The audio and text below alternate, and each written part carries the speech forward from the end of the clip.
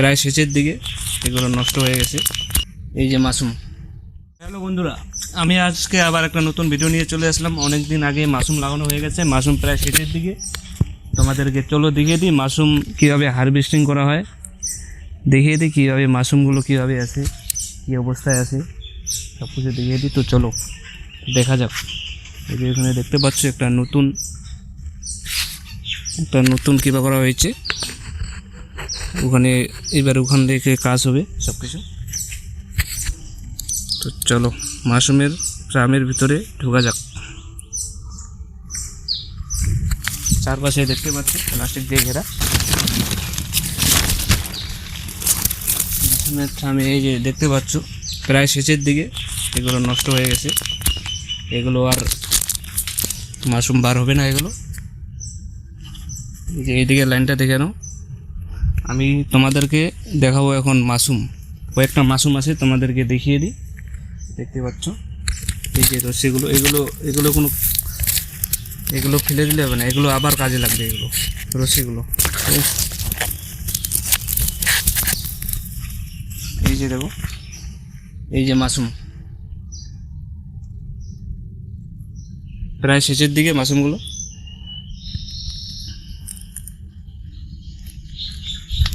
প্রায় একদম শেষের দিকে।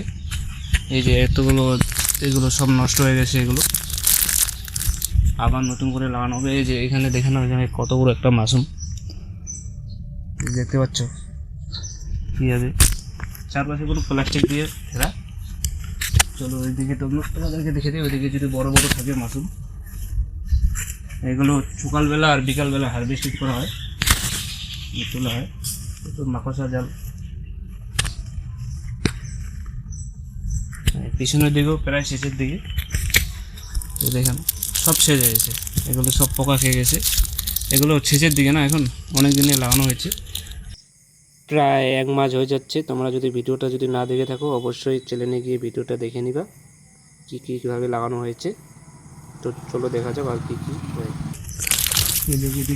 এই যে দেখো, এখানে অনেকগুলো মাশরুম পাওয়া গেছে, দেখতে পাচ্ছ সুন্দর কত সুন্দর,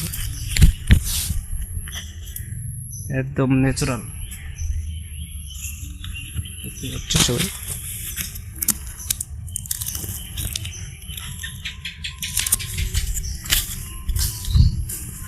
তো আজকের ভিডিও এখানে, দেখা হচ্ছে আর একটা নতুন ভিডিওতে। এখনকার জন্য সবাইকে টাটা, বাই বাই।